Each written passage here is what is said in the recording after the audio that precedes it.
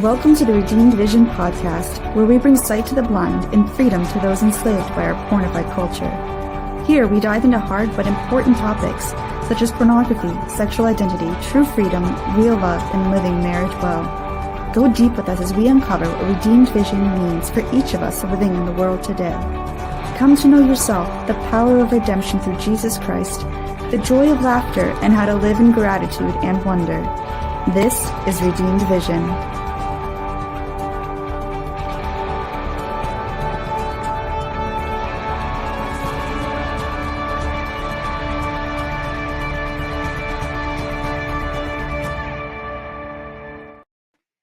Welcome to another edition of the Redeemed Vision podcast. I am your host, Steve Pokorny. This is actually a special edition, as there's been in the past few weeks something that's come up that needs to be discussed. It needs to go public, and we need to talk about it because I think it's too big an issue for us not to talk about it. So I'm hoping to start a discussion with this. So really encourage you to like this, to hit that bell, to share this, right? And most importantly, to comment and get the word out, because this topic especially is something that I believe is key to the discussion for a lot of things that are impacting our world. So before we go any further, just as a reminder, one of the sponsors for this podcast, that we help to support especially, is called Catholic Casts, and there's a wealth of talks and interviews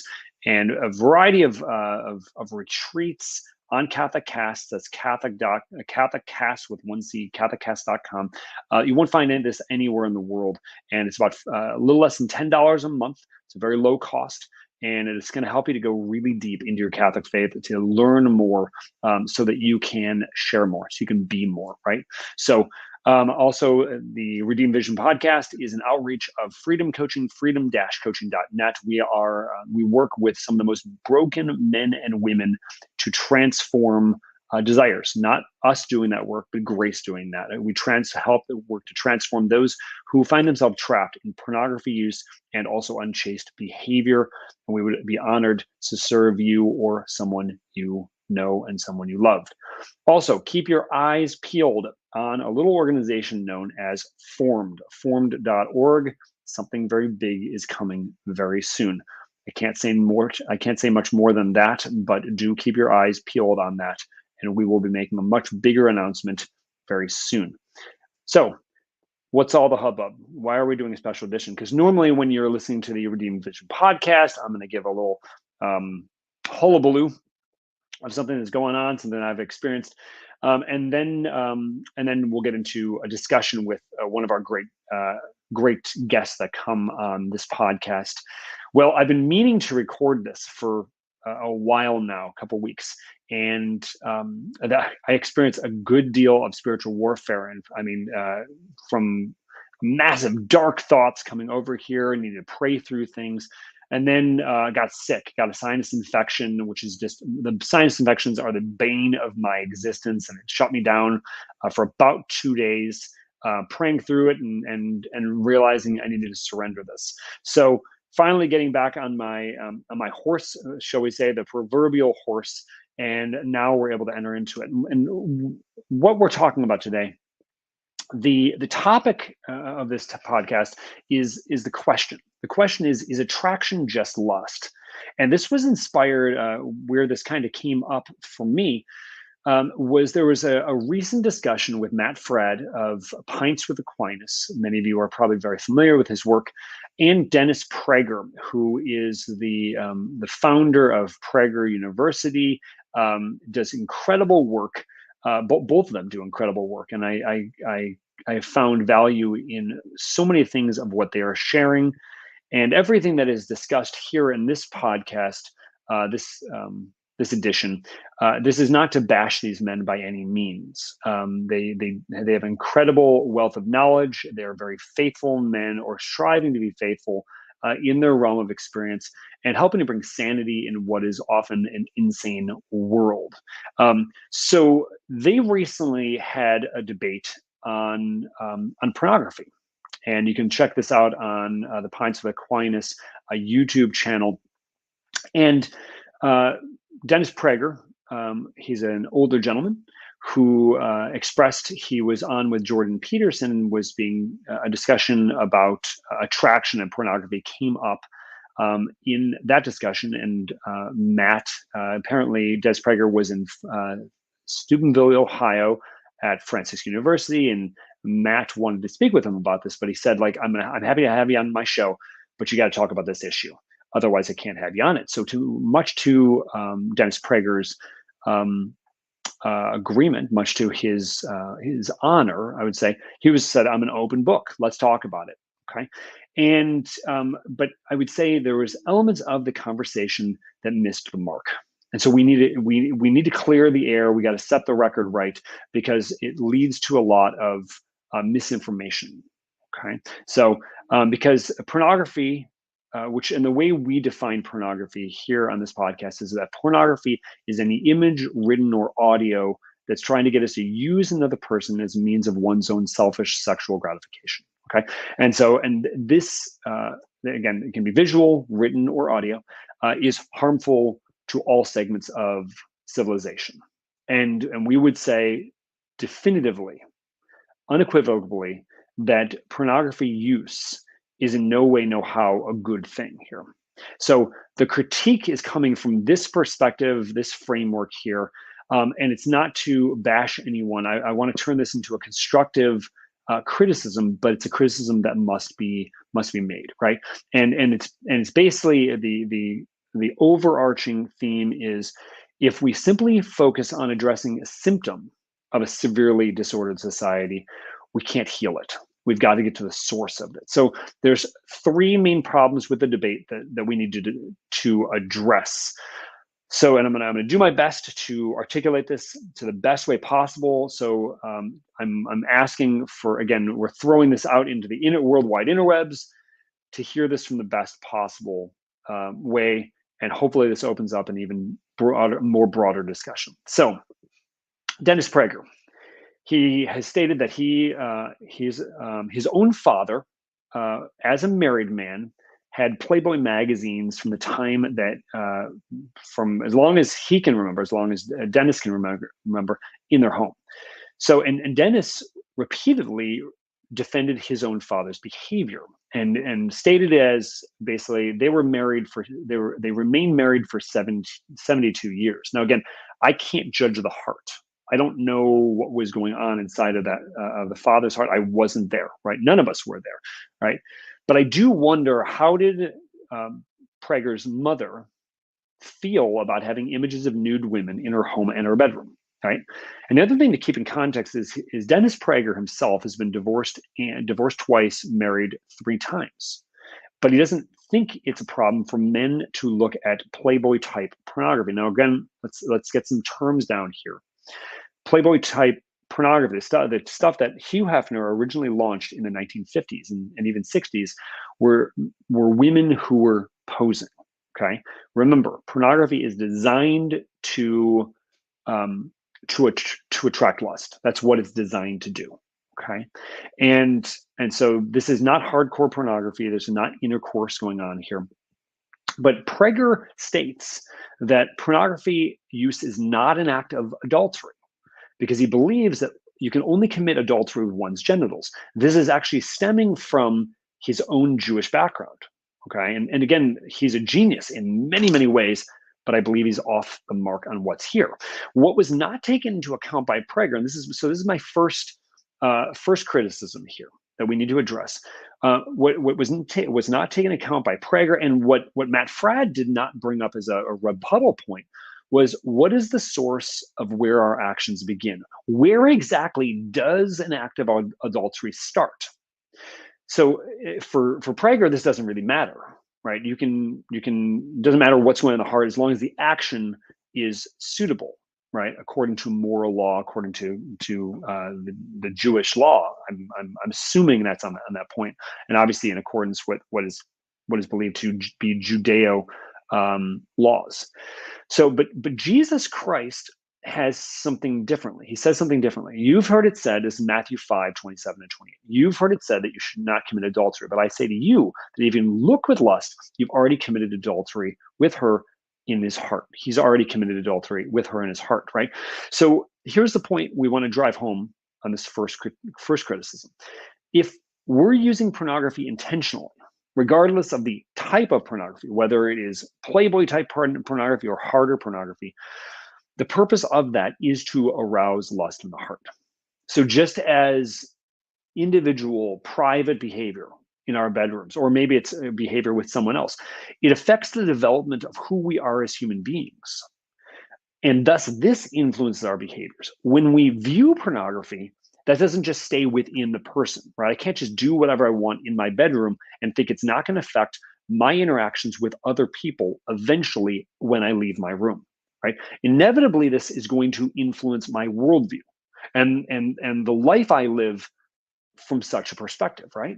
So if we believe it's okay and even laudable to view partially or fully naked women who are not my wife for lustful purposes, okay, this is not about sacred art or art where the body is exposed appropriately. That's not what we're talking about here. This is going to influence my worldview, including my own marriage, right? If my wife knows her own value to be loved and not be used, she's going to bear the brunt of my pornified actions and behaviors, right? So this is going to be anything but loving glances and touches that are going to come from me because I'm being formed by this. And she, my wife, every woman knows this. They've got, and I think this is what God has planted in them, is a kind of a sixth sense. They know if they're being loved or they're being used. Okay, so what became clear from Prager's remarks, and also there's a video of Ben Shapiro that Matt Fradd is commenting on. Ben Shapiro responds to Matt Fradd, is that this is, and Ben Shapiro, he's a Jew, right? And this is just part of their culture, right? Is that in the Jewish framework, right? As I said earlier, the action is what's important, and what's going on interiorly is of less or no importance, right? And I'm intrigued. I don't have an answer for this, so I'd love to hear Dennis Prager and even Ben Shapiro give a response to this. How would they express and give a response to the prophecies of Ezekiel 11:19 or Jeremiah 31 to 34, right? Where it says, behold, the days are they're coming. I'm paraphrasing here. So please look them up and you can read them for yourself. That although I wrote the laws on your on stone, now I'm coming to write them on your heart. And we as Christians believe this is a prophecy for Jesus, who has come to change our hearts, has come to transform us. And I think these two prophecies, and there's other elements within the Old Testament, where it makes it clear God is not concerned just with our actions. He is uniquely interested with what's happening in our hearts. He wants to talk about this, to go deeper into this, right? So our evil human actions don't just come from nowhere, right? They germinate. They come out from the heart. If our hearts are not in alignment with truth, then we're not going to live the truth. If we are desiring to seek out evil and follow disordered desires, then these desires are going to bear forth death. And we see an example of this is talked about in James 1:15. One of the reasons why so many marriages are dying is because the poison of lust is murdering the heart of man with pornography use and an increasing number of women. And I think this is where, as a proposal to Dennis Prager, to Ben Shapiro, this is where the gospel becomes good news. The God-man, Jesus Christ, he's come to change our hearts. He's come to empower us to love with his love through grace. And God wants us to act with love.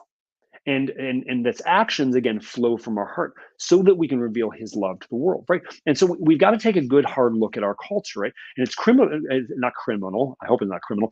Hopefully not yet. It's critical that we examine our hearts and we ask some key questions. Are all my attitudes toward others at every moment truly loving as God loves?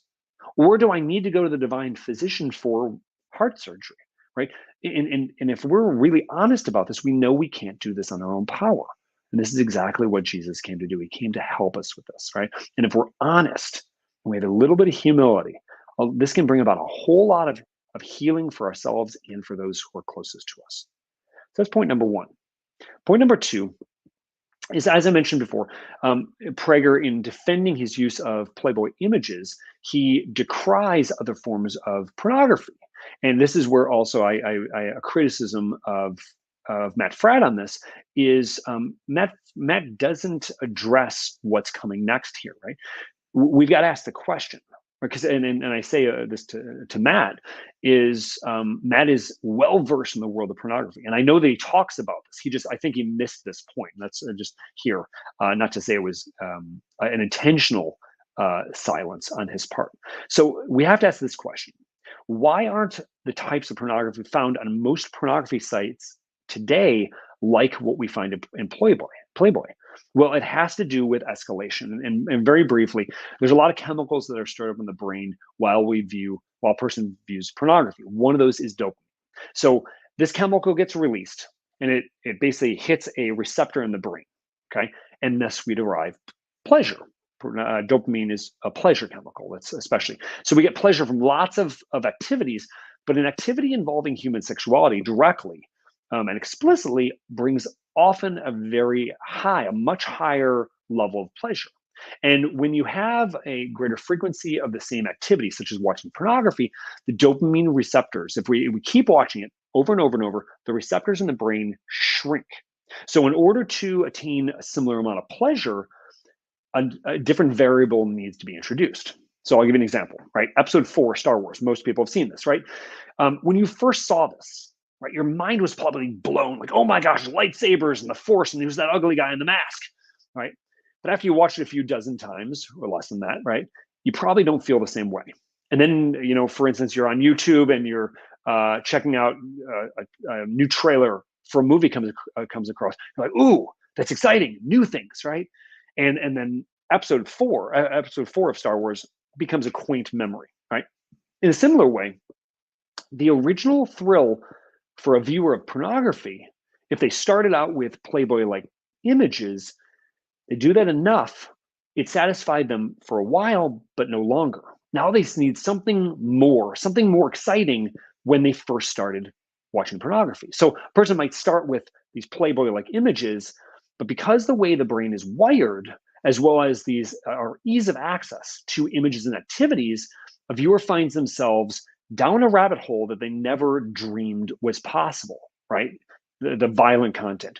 For instance, where does all the trafficking of young children, sex trafficking of children come from? It comes from somewhere. And as Tim Ballard has made it clear in documentaries such as Operation Toussaint, it's because of the 572,000-pound elephant in the room we call pornography, right?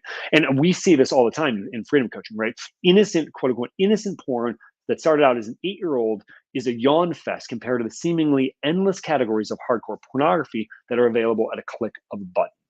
Okay, so Prager, in defending his father's use of Playboy in his parents' marriage, this is indefensible, especially for a person of his caliber, his very public persona, because this in no way is ever going to bring a good into a marriage or to his home, and especially what message does it send to my boys, especially boys and girls, right?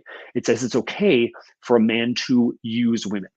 And no way can we defend this, right? So, and I would say this is even scandalous because it gives permission to others that Playboy type images, they're okay.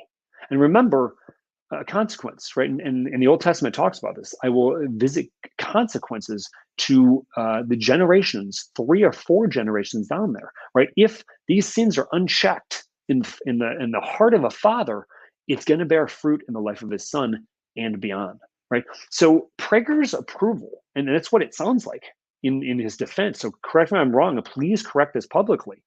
The use of Playboy by his father seems also to support the work of Hugh Hefner, right? And if anybody knows anything about the legacy of Playboy, his vision of sexuality has brought about a wake of destruction of the pornified culture in which we live. We like to say that most of the world has become pornified, right? So, and if you want to go deeper on this, check out chapter 2 of my work in Redeemed Vision. A&E came out with The Secrets of Playboy Exposed. Viewer discretion advised. This is a very hard thing, definitely not for children, but it really helps to lay out why the Playboy image of life is bankrupt.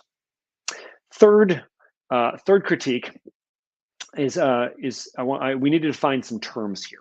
Okay, these are the terms of attraction and lust. So attraction, how we want to define it, is an action or power of evoking interest, pleasure, and liking for someone or something. So we like to say attraction is a natural trait. It occurs in both men and women. Okay. Lust, on the other hand, I like to use an acronym of lust is where love is undone and sex is trashed. So husband and wife, they tie the knots. Lust enters in, the knot gets undone. And then what is supposed to be an attraction to the whole person, and where the man and woman are uniting to one another, it gets trashed. And because it's supposed to unite them and open them to the next generation, now gets trashed, and people end up getting used. Okay, people will get taken advantage of. So if you want to put this more eloquently, lust is the opposite of love, because love means making a sincere gift of self. So lust, on the other hand, is all about using another person for one's own selfish sexual gratification. So and again, there's other forms of lust, but so we're limiting here to visual lust here in the sexual realm. Okay, or eroticized realm. That's a better way to put it. So there's a clear distinction between attraction and lust.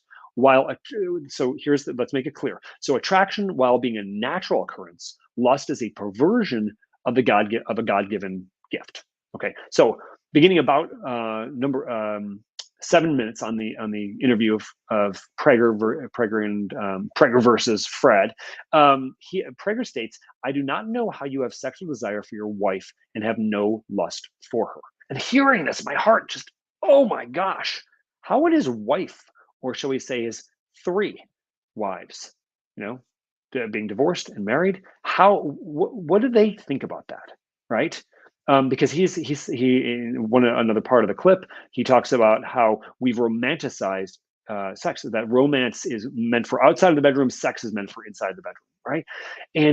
But it also doesn't surprise me, because I do give him credit for willing to engage this thought. I mean, and Fred, to his credit, did defend the Christian viewpoint with this necessary distinction between sexual desire and lust. But the conversation, here's the problem. The conversation only focused on the symptom of pornography consumption and not the deeper underlying disorder of a clouded vision of the human person. So from the Christian perspective, and I would say a human perspective, a correct view of the human person is that we are the type of creature who's never to be used as an object. We're unique and unrepeatable, as John Paul II talked about in a book called Love and Responsibility many years ago, right? So whether it's Playboy type of pornography or any other type, such images are a violation of the dignity of the human person, because the purpose of these images is the production and the intentional reduction of the value of the person, to turn them into an object, to commodify them for one's own selfish sexual gratification. So where Prager misses the boat is that while a husband can and should be attracted to one's wife, right, should be attracted to, and can be and should be attracted to certain attributes, such as his wife's legs or the hair, he's conflating this with lust. And I think to do this is to misdefine attraction and to give at least implicit approval to lustful activity, especially within marriage. And that's especially harmful. So a genuine human and wholesome attraction is to have a disinterested attraction. What do I mean? What do I mean by disinterested? It means we're interested not in merely a part or an aspect or an attribute, but the whole person, body, soul, mind, heart, spirit, willing the good of the person. So I can and I should be interested in marital intercourse in my wife. It's fantastic, right? But it must not be to the detriment of the whole of our marital life, right? On the contrary, marital intercourse is supposed to strengthen, to mature, and fortify our bond, so my wife and I can become more individually, become more of who we are individually and as a couple and familial unit. Okay, so when lust enters in to the most significant relationship that one, and most intimate relationship that one can have, it's one's spouse, right? If it enters there with one spouse, what this communicates is, I don't value you as a person. I don't see you as unique and unrepeatable. I only value you for what you can arouse in me.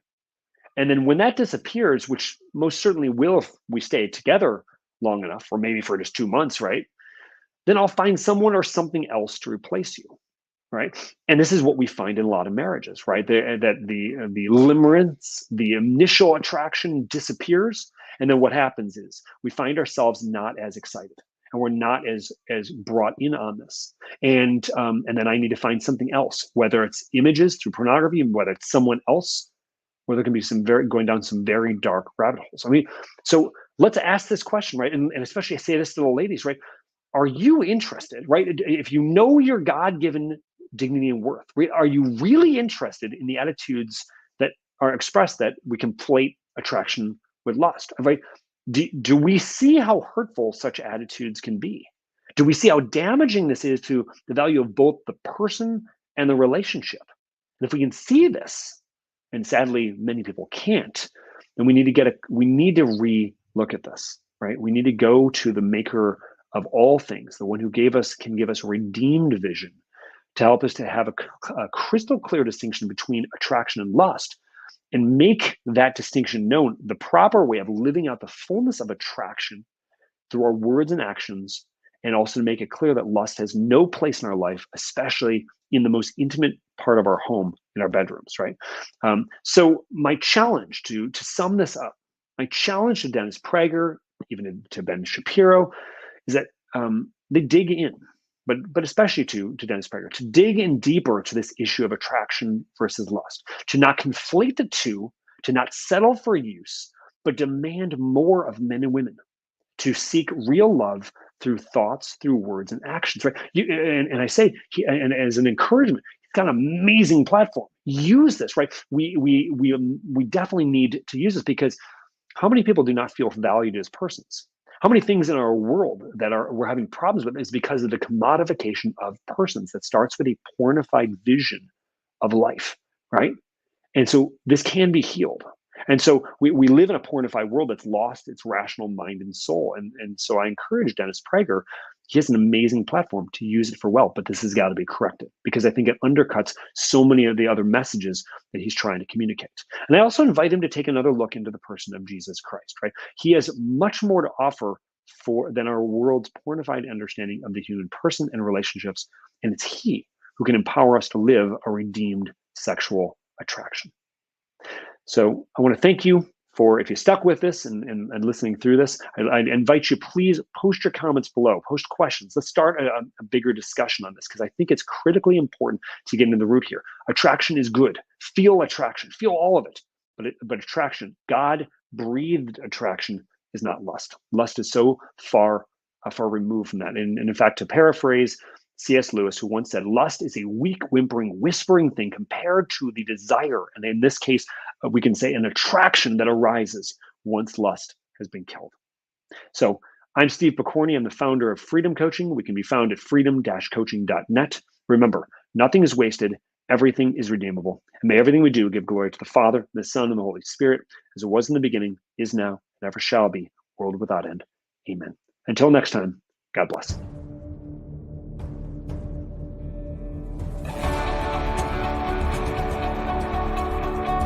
The Redeemed Vision podcast is an outreach of Freedom Coaching. To learn more, check out freedom-coaching.net and follow us on Instagram, Facebook, Twitter, YouTube, and MeWe.